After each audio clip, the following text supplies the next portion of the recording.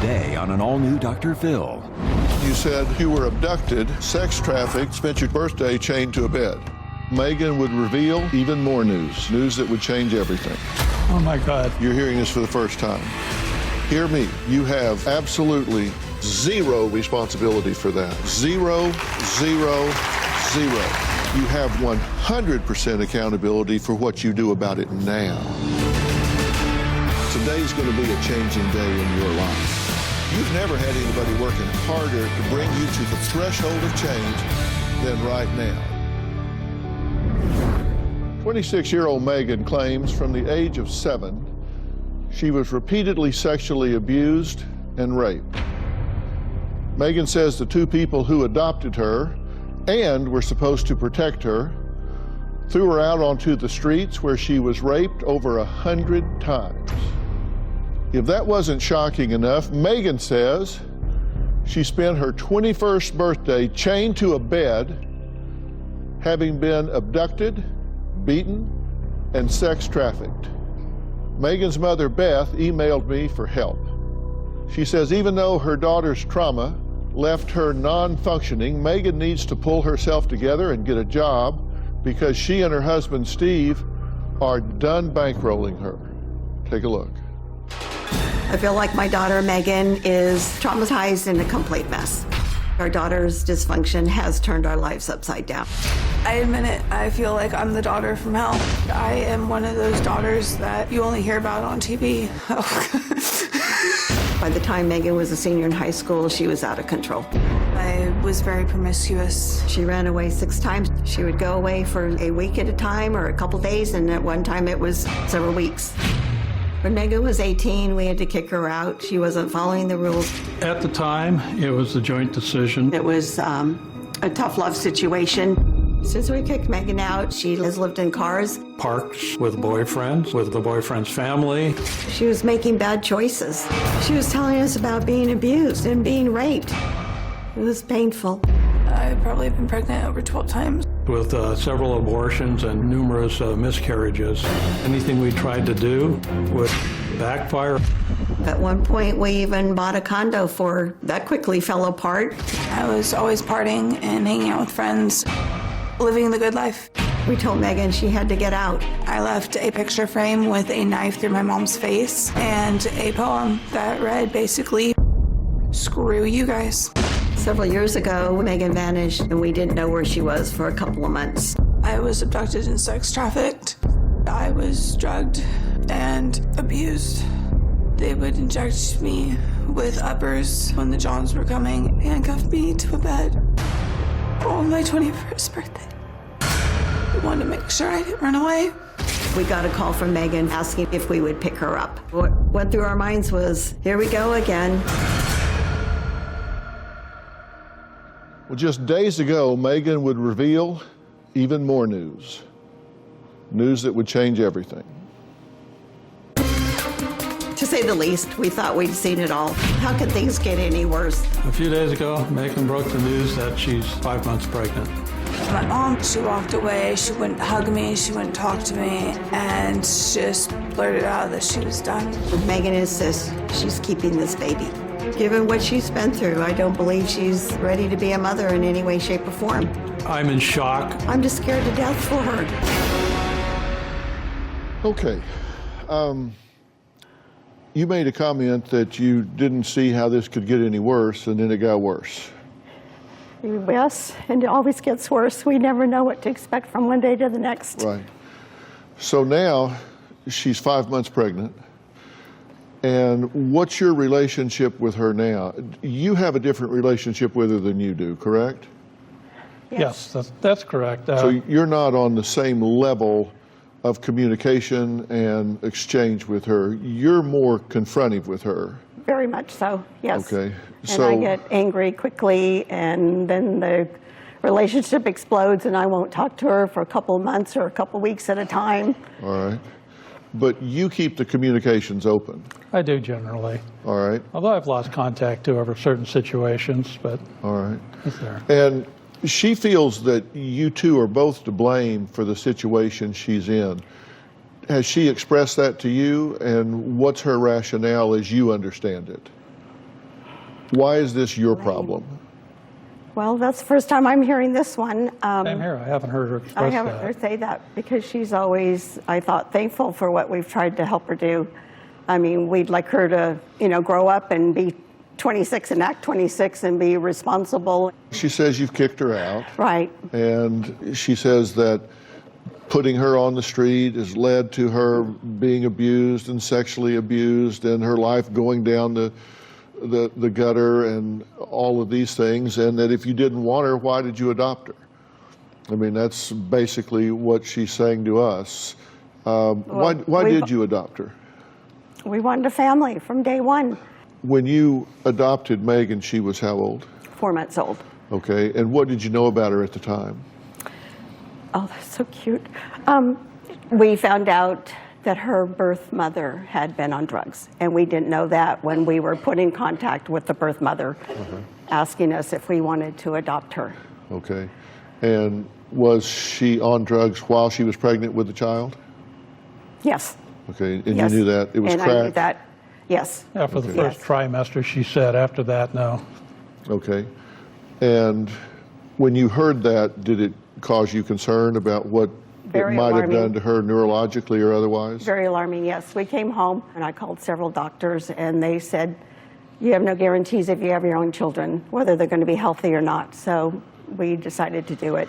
And along the way, did she hit the developmental benchmarks the way a child would be expected to in No. terms of reading, learning, all of that, or No. was she behind the curve? Yeah, she was always behind the curve, but always been able to pass to the next grade. The teachers always wanted her to go to the next grade. Okay. It was at age 3 when things started being really difficult. The teacher came to us and said, you need to go see a doctor about Megan's behavior in the classroom.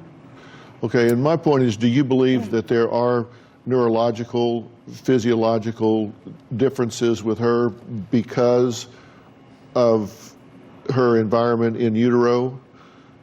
Oh, yes. Or do you think this is all just psychological rebellion? No, no. So I you think believe some of it this is affected neurological? whatever she was diagnosed with ADHD and how she interacted with people, how people interacted with her, her ability to make friends, her ability to keep friends. I think it just, I can't say destroyed, but I think it definitely affected her personality. So this through isn't school just all her making bad choices. Some of this No. is involuntary on her years. I part, think you so. believe? I really believe that, yes. Okay. All right. And you say when she was a teen, then she became promiscuous. Right, and I did not know that. Megan says that you were verbally and physically abusive to her when she was a child. Verbally, yes. Physically, I remember lots of times, grabbing her by the arm just to get her attention. And when I found out in senior year of high school that she was running away from swim team, and yes, I have grabbed her. Somebody has actually filed a CPS report against us. And I asked the sheriff, well, how do you control your child? And he said, well, you can touch him, just don't leave marks. Well, she said you hit her with belts, hangers, and a vacuum. I have hit her. Yes, I have hit her. I don't remember a vacuum, but okay. I did use belt, yes. And I have washed her mouth out with soap, yes. And I'm just telling you so you can clarify this or debunk it. Well, I just want to know what I'm dealing with. Right. She said that you would wait for your husband to go out of town on trips because you were an airline pilot, correct? I was, yes. And that's when you would aggress against her, and you would do it in such a way that any marks would disappear by the time he got home. No, that's true. You saw bruises on her arms. Yes, I've seen some bruises, yeah. And you said, when I said verbally and physically, you said verbally yes, and then physically you had to think about. What kind of verbal abuse did you heap upon her? I would yell and scream a lot. So there were just- times that this was a combat zone. Oh, Oh, yeah. every night. Yeah, okay. So it didn't start out that way. Okay. It just built. It just built and built and built and built. And then Okay. school was, behaviors at school, not following our rules. I mean, we weren't terribly strict, but we did have rules. We were strict. And it seemed like a lot of children's parents were not. Okay, we're going to take a break. When we come back, we're going to meet Megan, who says her mother, Beth, is a lunatic. And there's a good reason why she calls her the devil. Now, that's her side of it, and I think you've agreed that there have been some combative times, but I don't think you're confessing to being a lunatic. But that's her description, and we'll give you a chance to respond to everything. And then I'm going to tell you why I want to be transparent about all this. We'll be right back.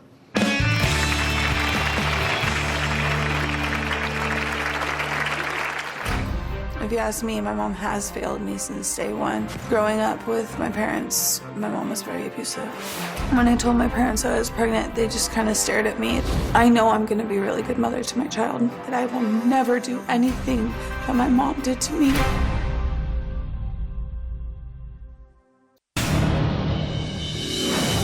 When it comes to Megan, we have absolutely enabled her. For the past 3 years, my husband and I have supported Megan. We pay for everything. She's 26 years old and we're still taking care of her. My mom belittles me. She makes me feel like I'm a charity case.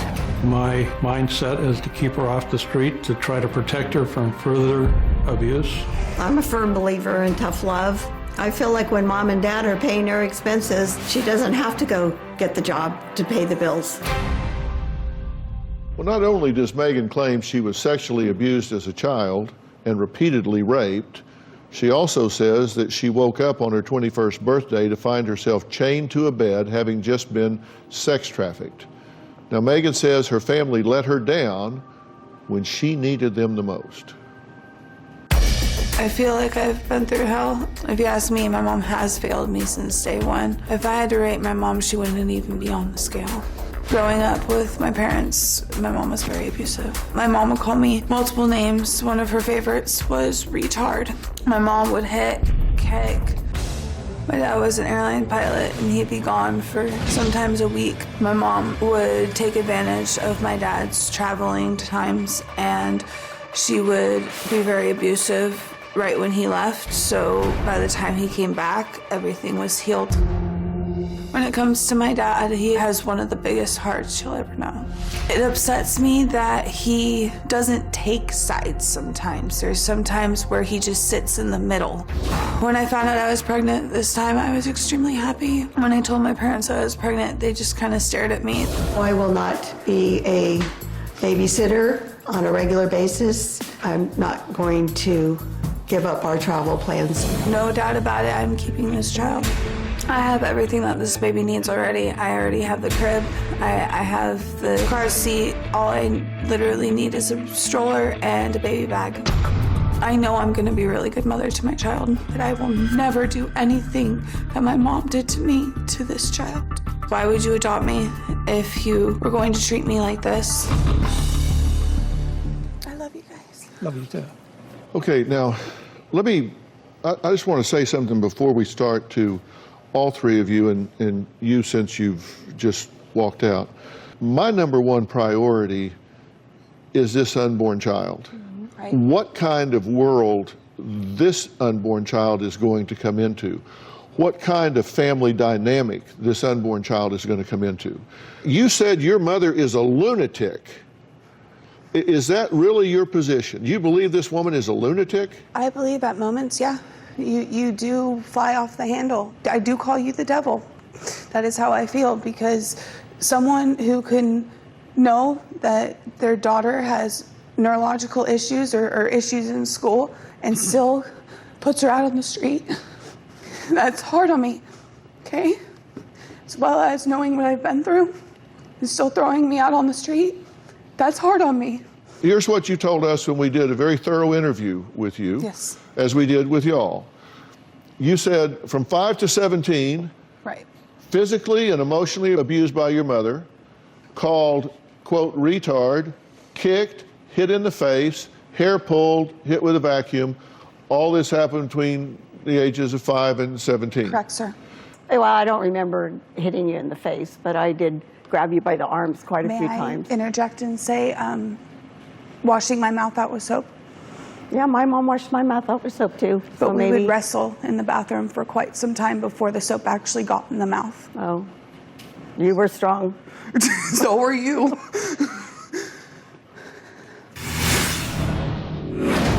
Do you all agree that that happened? I didn't know anything about it until I kept it a secret. I definitely kept it Never a heard secret. that. My God. You're No, hearing this I- for the first time.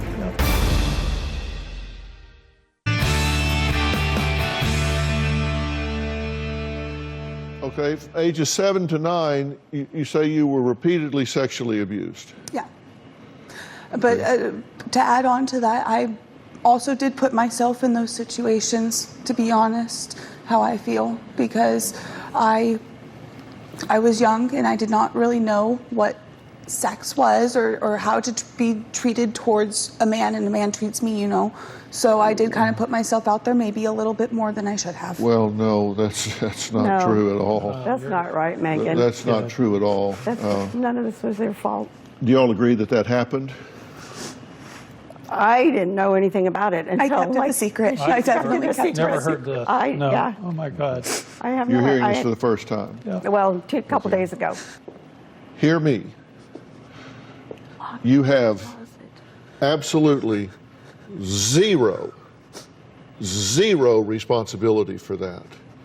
Zero responsibility for that. It's not about putting yourself out there too much or whatever. You're a child. You have zero responsibility for what happened to you as a child. You have 100% accountability for what you do about it now. Yes, I want to get better. All right. Age 17 to 18, you say you were drugged and raped 100 times. Yes, sir. And how did this happen? I would like to say what I said before and say that I put myself out there, but you're telling me that that's not that's not my fault. I've gotten angry with her because I said it wasn't what happened to her, and what happened to her wasn't her fault at all. It's just the choice she made to get to that point. Can I interject? That's You have told me it was my fault. No, I have not, Megan. You have told me that because of the way I've acted and because of the things that I have worn. No, I that- don't agree with that. Okay. I did. But whatever she disagree perceived too. you have said before, you don't say that now. No, I don't say that now, and I don't believe that either. It was not her fault what happened to her. This was with older men. Yes, usually older men. And in age 20 to 21, you said that you were abducted, sex trafficked, and spent your 21st birthday chained to a bed. And you were abducted off the street? Yeah, I asked for a stupid cigarette. I was trying to bum a cigarette off someone. In a car? Yeah, You walked up to a car yeah, and asked, for a cigarette. And I took a couple puffs of the cigarette, and next thing I knew, I was waking up in a hotel room with this outfit on and told to go please men. someone grabbed you and pulled you into the car? Honestly, it started to be a blur after the second or third puff of the cigarette. So you think there was something in it? Yes, I'm very positive. Oh, I never heard that. Okay. You think it was laced with something? Yes. And you were held for how long? Felt like months, but I think It was- we said it was 3 months. No. No, It was like 2. 2 months. 2 months. Okay, And we got the call. She said, "Will you come and get me?" And I there's- begged you. I begged you Yeah, guys to we come had and a pick me up. discussion whether we were coming to pick you up, whether we were going to help you okay. once How, again. how did you get It was free? like a 30-minute conversation. They beat me up and left me in the hotel room. And a maid found me the next morning and brought me down to the front desk and said, "Who can we call?" And that's when I called my parents and had to beg them for a good 30 minutes before you guys said that you would even come. Exactly. And then after I told you And what was she happened- beaten when you found her? Yes, and she had a concussion. Yes, we took her to the emergency a couple days later because her head was hurting so bad. And she had been beaten. Yes. Yes. Yes. She had contusions on her face. My face was all lumpy. Yeah. He says his worst fear became a reality when his daughter Megan accused him of sexually molesting her. We'll talk about that when we come back.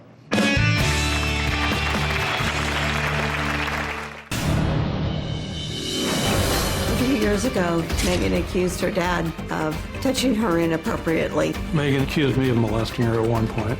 Well, the allegations Megan made against me just devastated me at the time, and it took me a while before I even wanted to be alone with her. They accused my dad of being one of the guys that would pay for me when I was abducted. The trauma that I had been through, I was creating lies inside my head. The truth finally came out, and she admitted that this was not something that occurred. We've had to go to counseling to deal with her drama. Well, Megan says that after she accused her father of sexually molesting her, she withdrew the claim and apologized. So what was the motive behind these allegations?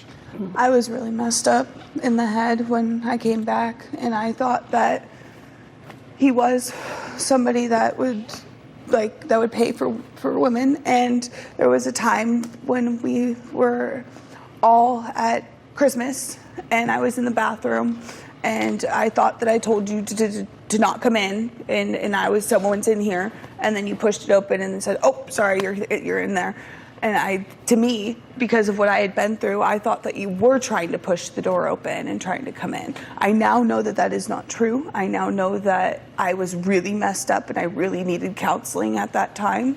And I'm sorry for accusing you of that. But yes, at the time, I honestly believed that you were one of them. And I'm really sorry. You're very clear that you make no allegation towards your father whatsoever of ever molesting you or being sexually inappropriate with you in any way whatsoever. No. Now, your greatest fear is that your parents are going to disown you because you're pregnant. I want them to know their grandchild. I want you guys to be a part of their life. Like, I want you to be there. I'm not asking you to be a babysitter because that's too much to ask of you. I am 26 years old and I need to take this on because I am the mother. But I would love you guys to be a part of your grandchild's life. But they pay your bills, and you're afraid if they don't stay in your life, that when that baby's born, you're not going to be in the delivery room alone because you're afraid that Child Protective Services is going to be there with you, and they're going to take that baby. Yes, I'm very scared of that. And why would they do that? Because, have you seen my home? Well, let's take a look at your home. I am a hoarder, and that is obvious, and I guess I don't like to clean, now do I? Well, that would be an understatement. What is this room? My bedroom / living room. Do you Sleep there? go Yeah. in this room? I don't. That's my bed. Do you lay down in here? Dr. Phil, she was supposed to be working, paying the bills, and we were going to actually fix this place up. It actually looked better. This is the room we started with. But when she quit working and lost the job, and we were paying her bills, we put our foot down and said we weren't going to continue fixing this up. We weren't going to upgrade it. She was supposed to pay for the expenses. We basically have paid for her car. We have, and I'm tired of supporting her. I really am. You're 26 and you're going to have a baby. No, and I am angry. For 5 months now, she has hid this. It's a nightmare. It is. Our relationship isn't what it should be either at this point. And what I want to say is I did not tell them because I was scared that they were going to stop supporting me, paying my bills, paying for my food and everything like they are right now. And the only thing I could think of was my child and making sure that I was able to get the items that I needed to be able to give my child a good life. Megan says that she has a lot of unanswered questions for her mother. I wonder if she still has those questions or not, and if so, we're going to click through those, at least the top ones on the list, and then I'm going to start talking about what I think needs to happen here, because I have a very clear view of what needs to happen here, in my opinion. We'll be right back.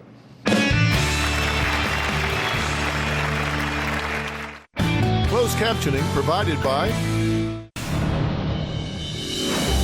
When it comes down to it, I've never felt love. I've never felt wanted. I have a few questions for my parents. Why would you put anyone through this if you weren't going to give it your all?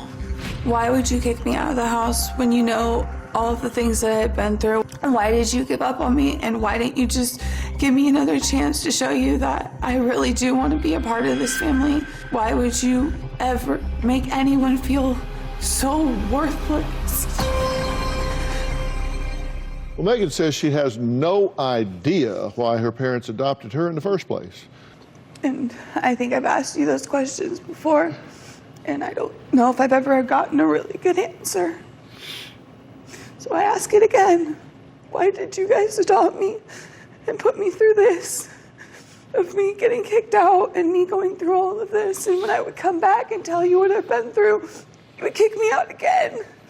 Maybe not then, maybe a couple weeks to months later. And I have a really big question for you, Mom. Why did you tell me I wasn't your daughter for a year? Why did you disown me? I saw you. When I couldn't talk to you? I saw you up Because front. I was emotionally broken, Megan. I couldn't deal with this. How do you think I felt? I know how you feel. I know now how you feel. I've always loved you, Megan. But if you were emotionally broken at the time, why didn't you think I was? Well, I probably knew you were, but I couldn't handle it. I am so broken, I can't handle the chaos anymore, the drama anymore, your choices anymore. And Megan, we adopted you because we wanted a family, not just one child, but more than one child. And you and your brother never got along. It's been the school issues, it's been daily drama and chaos every single day. I love you, Megan, and I want you in my life, but I'm just destroyed at this point. I don't know where to go. And Megan, I've never not loved you. Okay? Okay. You've been loved from the second I brought you home in an airplane, okay? That we couldn't get along, and that it was driving us apart, and with all the challenges we faced with doing homework on a night-to-night basis with you, I mean, it really created a horrible family dynamic. But during all that time, I've loved you. And that's why you keep coming back time after time after time, because that's why we keep doing that because we love you, and I want the best for you. Change. And well, let's start now. Let's start the change now. We do. Please. Did you get your answer? Yes, sir, I did. What was the answer that you got? That I was wrong, that you guys do love me, and that you did want to start a family, and that life happens. I would have done something completely different if I had a parenting handbook that gave me, say, oh, your child does this, A, B, C. Go ahead. I actually wrote that. It's called Family First.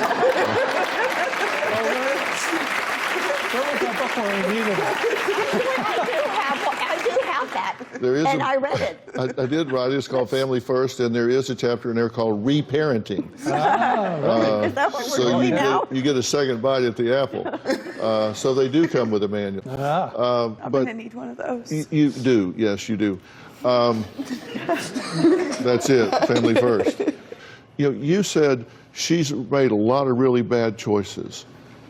You've made a lot of really bad choices along the way, and the good thing about it is you're willing to sit here today and acknowledge that and say, yes, I did yell, I did scream, I did hit, I did things I should not have done. That is no way to parent a child. Right. And I can see that now, but I have the result of this, and I don't know what to do about this.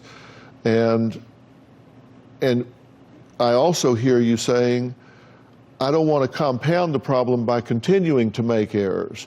And I don't want you parenting out of guilt and continuing to compound the issue. And I'm going to put some verbs in my sentences and tell you what needs to happen so this child is born into a family of joy and peace instead of chaos and turmoil. We'll be right back.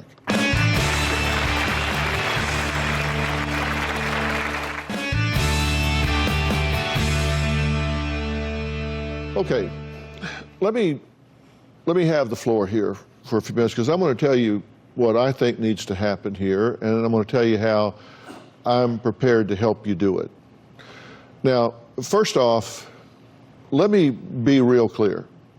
The goal here is for this baby to be a joy in everyone's life, not a burden. You're the mother, this is your baby, and you need to configure yourself in a way that you can raise this baby, be responsible for this baby, nurture this baby, and teach this baby what it needs to grow into a toddler and a child and a teen and be a contributing member of this society. That's your job. And to do that, you need to get your ducks in a row, and they're scattered to hell right now, so we need to get them lined up, and that's not going to be easy, but it's doable. You guys can be part of the solution here. You've been part of the problem, so it's time to be part of the solution. Long suffering is not fixing. Long suffering, what she's been doing, long suffering, what y'all been living, is not contributing to a solution. That's just long suffering. And doing the right thing for 6 months can overcome doing the wrong thing for 6 years. If you'll just do the right thing. Time heals nothing. Doing the right thing can heal everything. And that's what I want to happen. Look, you guys are at a time in your life where you've looked forward to relaxing and enjoying. And I know how airlines work. You've been an airline pilot. You guys can fly all over the world and see the world and enjoy. And you ought to be able to go to Rome and be able to FaceTime back and see the baby and everybody laughing and having some joy. Right. Yeah, you're not wondering like, oh God, what now? We don't want that wouldn't anymore. It be nice if when your FaceTime went off, you said, hey, maybe it's the baby, we get to see the baby. Yeah. Instead of like, well, what is it now? Now, you got to be willing to put some effort in to get there. And to do that, we've got to create a new history, because it's true. The best predictor of future behavior is relevant past behavior. And so right now, the best predictor of what's going to happen in the next couple of years is what's happened in the last couple of years. And that's going to be true unless something happens to change the flow of things. And I want this, you being here today, to be the first step in something happening to change the way this river flows. Yeah. And to change the way a river flows takes something significant to happen. And this is something that you need to work at with a plan. There needs to be a family plan put in place here. And this begins with you. Okay, this begins with you. This place you're living, looking like that. It's not okay. That's okay? That's putting it mildly. That's just, I mean, come on. And by the way, you're not a hoarder. You're not, I'm sorry. I know a hoarder when I see one. You're not a hoarder, you're lazy. Okay? Well, yesterday she told us, let's get together, Mom, let's go through this stuff. I go, this is not my stuff to go through. Correction, I did not ask you, I asked Dad. You need to clean this place up. Yes. Because, let me tell you, I'm trained in forensic psychology, and that means making determinations sometimes about fitness of a parent. You don't want somebody doing a home visit. Like that, no. No, you don't. In fact, you want to burn those pictures. And you want to clean that place up. You're not working right now. You need to clean that place up so it is sanitary, because that is what your mind looks like right now. That's what your emotions look like right now. That is a mirror to your life. Yes, it is. So we're going to clean that up and get that organized, okay? And I will get you some help doing that. I will send over a service that's going to help you do that. All right? Closed captioning provided by... We're going to do some family counseling here, just as though you were still all under one roof, because there are going to be some guidelines here. We're going to stop talking about topics and start dealing with issues. Topics are what happened today, who said what to who did it, that stuff changes every day. The underlying issues here are what are really important. And that is what this family is going to be based on. They didn't adopt you because they didn't want a child. They adopted you because they did want a child. You are not a child now, you are an adult, but you're their adult child. And they have the right to expect you to do certain things if you want to be in their life. And you have the right to expect them to honor certain things about you in your life if they're going to be in your life. And those are what we call boundaries. Boundaries and expectations. And those things are going to need to be defined, and we're going to start conducting ourselves in a way where we treat each other with dignity and respect. And there's going to be a requirement for you to do a lot of forgiveness of these people and their flaws and fallacies, and they're going to have to do a lot of forgiveness of you with the hell that you've brought into their lives. But then we're going to hit the reset button and start working forward with the help of very trained, highly skilled professionals that structure this in a way where it moves forward.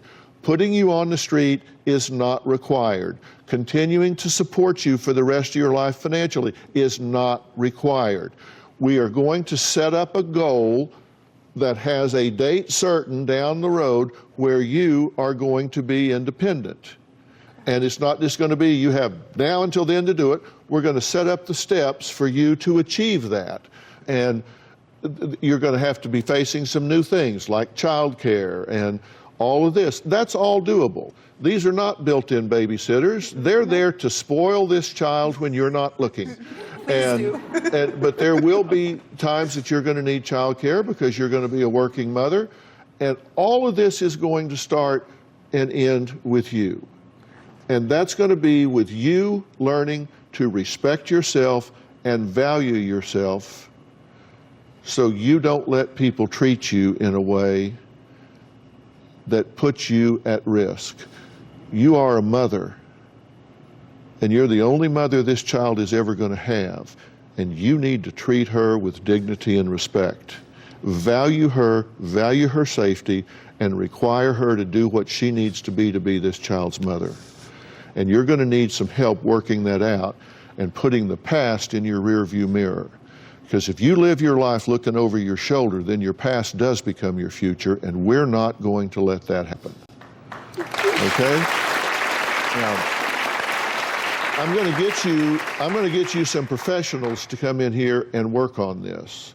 Now, first thing we're going to do is get this pigsty cleaned up so you have a place to live. But who pays for that? We do? Who pays for what? To clean up this place now? He said he was offering to help. You're offering. Oh, but I mean, there's a place with no walls. I got that part. I'm just going, there's the place with no walls. I want to thank two of my guests today. And a special thank you to Sacramento professional organizers who have agreed to clear Megan's home, and to the Maids of Folsom for agreeing to do the necessary cleaning. You can follow me on Facebook, Instagram, and Twitter. Also, don't forget you can subscribe to my podcast called Fill in the Blanks. It's free. Just hit subscribe and see what I'm doing there. We'll see you next time.